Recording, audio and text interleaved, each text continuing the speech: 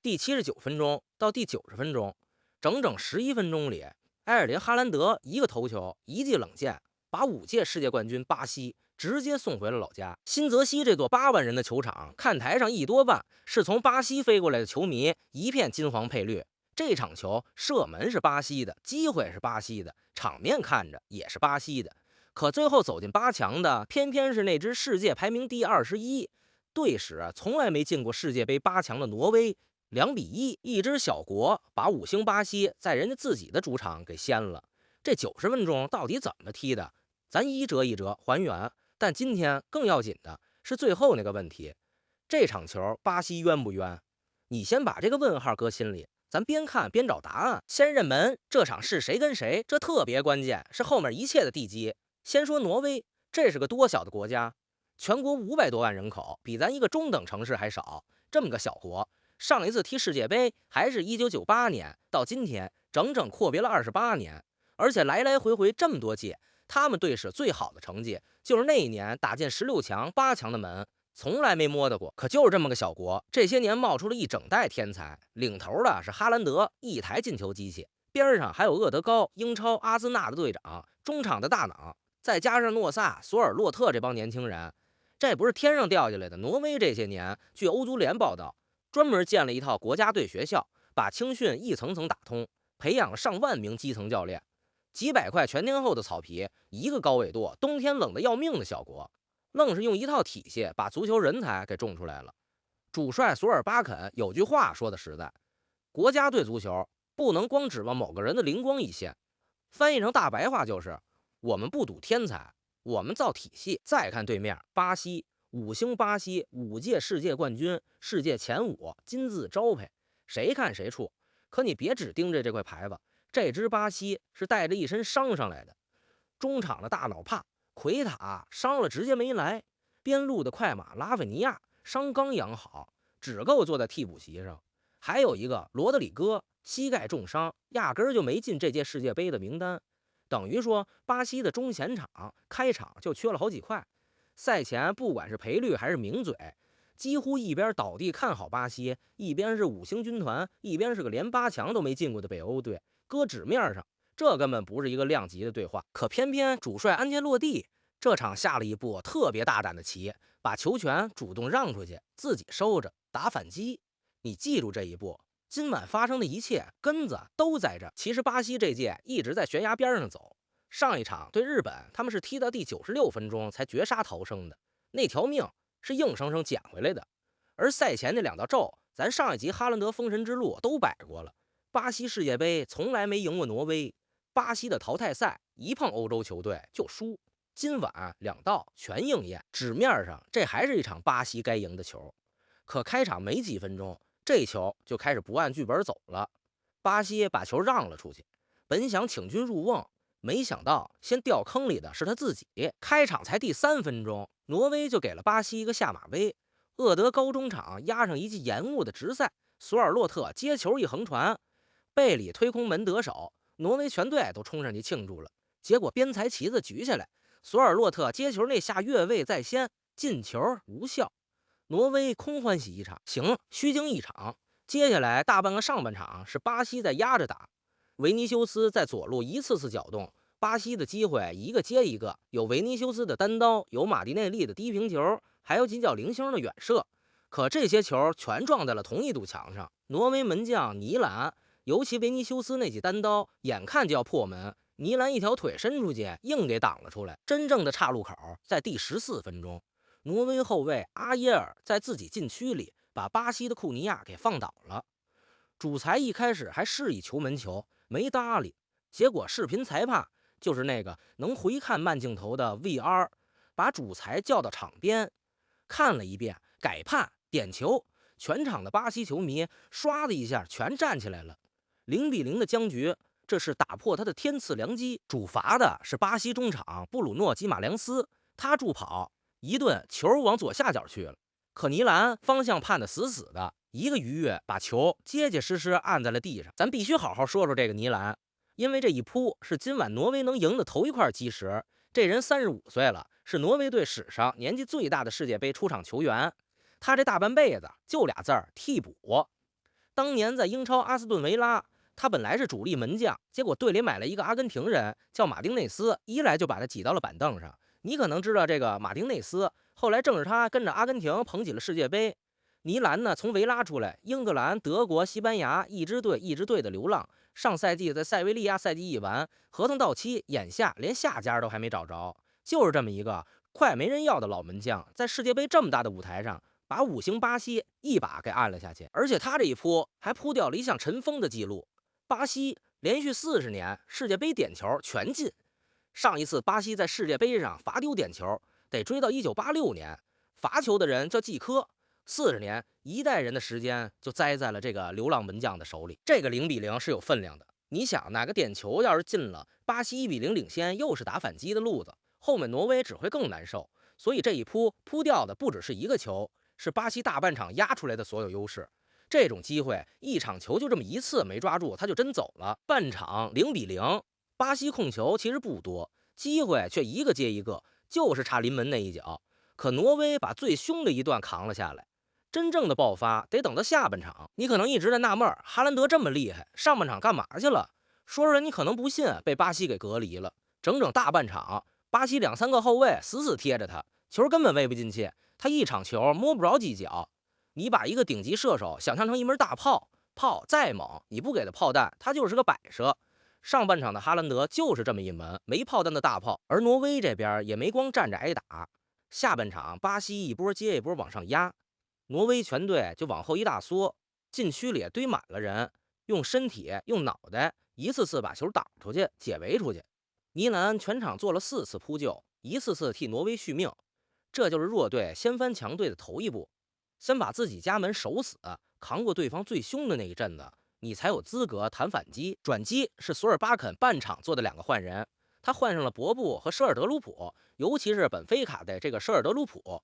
一上來就把挪威死氣沉沉的左路盤活了，哈蘭德的炮彈終於開始往前線送。第79分鐘，舍爾德魯普在左路一個動作過掉了達尼洛，一記轉中掉進禁區，哈蘭德高高躍起，力壓巴西中衛加布里埃爾，頭球狠狠砸進球門，1-0被凍了70多分鐘。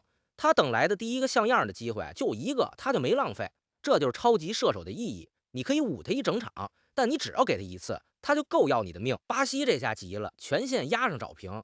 第85分鐘，他們險些做到一腳打偏轉的射門砸在了門柱上，彈了出來。緊接着挪威後衛阿耶爾一個回頂，差點頂進自己家球門。又是尼蘭眼疾手快化解，眼看巴西就要扳平了。可就在這個節骨眼上，第90分鐘，哈蘭德給了致命一擊。他在禁區弧頂接球，不慌不忙，先把球停穩，然後一記貼地冷箭，直接鑽進底角。巴西球迷的看台唰一下就啞了。有意思的是，這一個跟他本屆前面那些一腳爆射的進球都不一樣，他是拿住球調整好，從從容容打進死角的，前面全靠身體和爆發力。這一下是把比賽完全踩在腳下的那種從容，被人掐了大半場，11分鐘連下2城。這2個球是哈蘭德本屆世界杯的第6個、第7個進球，7個球他追平了梅西和姆巴佩，3個人並列金靴榜首。只不過姆巴佩多了2次助攻，靠着會分球這一條，暫時排在最前頭。上一集還是他第86分鐘絕殺科特迪瓦，把挪威第一次送進了16強。這一集又是他把巴西掀翻，把挪威第一次送進8強。你就說關鍵時刻挪威還需要第2個人嗎？這就叫獨狼，全隊的活就會把球餵在他腳下，剩下的他自己解決。2-0，巴西這邊只剩最後的補時了。這時候一個熟悉的名字走上了球場。補時第100分鐘，挪威一個替補上場的中衛叫厄斯蒂高，在禁區裡跟人爭頂，胳膊肘不小心磕到了卡塞米羅的頭。點球站到點球點前的是內馬爾，他一蹴而就，2-1。可這個球只是一個安慰，改變不了任何結果。也就是這個球讓今晚多了一層說不出的滋味。咱得停下來說說內馬爾這個人，他今年34歲了，往前倒10幾年，他是整個巴西乃至整個足球世界公認的天才。有媒體說他是羅納爾迪尼奧之後巴西最大的一塊料。19歲他就拿了南美足球先生帶桑托斯捧起解放者杯，那時候所有人都覺得球王貝利的班該由他來接，到今天，他是巴西队史的头号射手，进球數超過了贝利本人。他也是继贝利、卡福他們之後第4个连踢4届世界杯的巴西人。可天才的故事后半段是伤病写的。2023年，他的左膝十字韧带撕裂，从那以後狀態就再也沒找回來。輾轉沙特1年半不得志，去年才回到老家桑托斯。這屆世界杯，他甚至不是核心，只是安帥手裡的一張替補牌，一場豪賭。所以你再回頭看補時這個點球，一個曾被捧上神壇要去接班球王的天才，他很可能是最後一屆世界杯的謝幕，竟然是在球隊已經出局的補時階段罰進一個不改變結果的球，然後紅着眼眶走下場。一個時代最風光的那張臉就這麼悄悄謝了幕。這一筆咱一會兒再收。中場哨響，挪威的板凳全空了，替補、教練全衝進場裡，抱成一團。一個500多萬人的小國，一支闊別世界杯28年隊史從沒進過8強的球隊，在幾萬名巴西球迷的主場，把5星巴西親手送回了家。哎，看到這兒的老鐵，順手點個訂閱，老馬天天有球給你嘮個透。挪威這邊是狂喜，可球場的另一半邊，一支5星巴西提前回家了。那咱就得好好說說這場球，巴西到底冤不冤？先說句公道的，巴西不是擺爛輸的。論場面，機會真是巴西的，射門數14-9，還有個數叫預期進球值，說白了就是給你每次射門的含金量打個分，加起來看你這場本該進幾個。這一場巴西是2.75，挪威才0.84，啥意思？按機會質量算，巴西本該進2-3個，挪威本該連1個都進不了，可偏偏結果全反過來了。維尼修斯的單刀被撲了，替補上的恩德里克一個空門機會都沒把握住，再加上那個被撲掉的點球，但凡進1個，這劇本就翻了。帶着一身傷踢成這樣，你真不能說人家不盡力。可問題恰恰也在這兒，巴西不是擺爛輸的，是把能錯的全錯在了一晚上。咱掰開揉碎，錯在3處。第一，關鍵球控球明明只有1/3，機會卻造了一大堆，可運動戰裡卻一個都沒轉化。頭號球星維尼修斯被凍了整場，替補的恩德里克登場就是一段媒體口中的災難級表演。臨門那一腳，巴西全隊都軟。第二，用人，那個決定命運的點球，安帥讓吉馬良斯去主罰，而不是隊裡的頭牌維尼修斯。這個安排，別說咱，連英文媒體都在打問號。結果吉馬良斯罰丟，巴西本土給他的賽後評分只有4.5分，不及格。第三，也是最要命的一條，安帥這場的賭，他主動讓出球權，龜縮防守，指望反擊一劍封喉。數字最能說明問題。上一場對日本、巴西控球68%，狂轟濫炸。這一場控球掉了1/3，全場就傳了13次中。用外媒最狠的一句話說，巴西這場踢得像一支小球隊，像一支弱旅。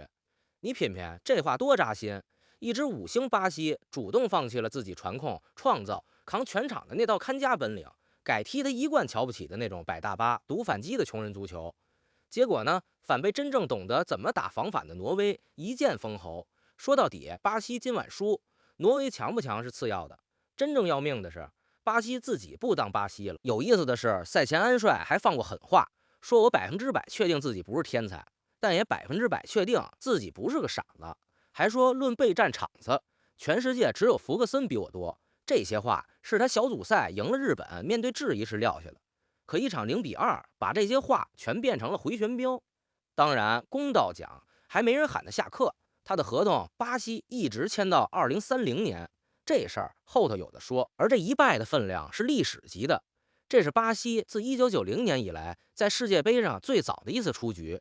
上一次這麼早回家還是36年前，堂堂5星巴西16強就打道回府，這在過去幾十年想都不敢想。更讓人唏噓的是，賽後連巴西自己的球迷都沒怎麼喊冤，看台上更多的是沉默，是嘆氣。大夥兒心裡其實都清楚，這支巴西早就不是那個想贏誰就贏誰的桑巴王朝了。那說回挪威，他們到底贏在哪兒？2把刀加一堵牆。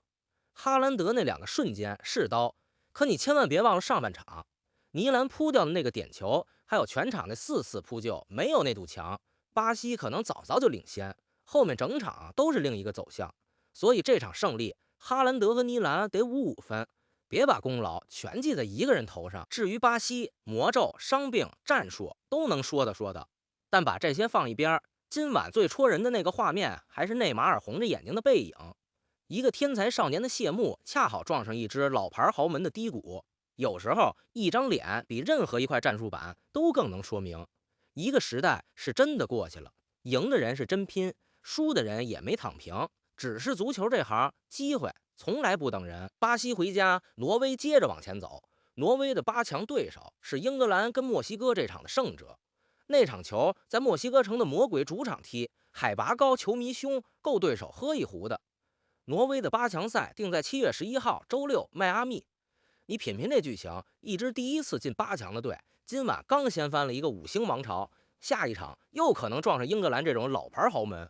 新王要挑的恰好是下一堵舊朝的高牆，這匹黑馬能不能一黑到底，咱下一场接着看。還有金靴，哈蘭德7個球跟梅西、姆巴佩死死頂在最前頭，姆巴佩靠助攻暫時領跑，英格蘭的凱恩5個球在後面追。這幾尊大神接下來的對轟，才是本屆下半程最大的看點之一。這事兒咱後面接着給你盯。回過頭看这一晚，紙面第21，闊別世界杯28年，全隊看着就靠一個人，可挪威就是靠着一次鋪點，4次撲救，2記冷刀，把5星巴西送回了家。足球這東西最上頭的地方就在這兒，紙面上再硬的隊，場上也總有人偏不信這個邪，愣是能把你給掀了。挪威今晚就幹成了這麼一件大事，還沒訂閱的老鐵右下角點一下，咱下一場接着嘮。我是第一次看球的老馬，咱們下一場見。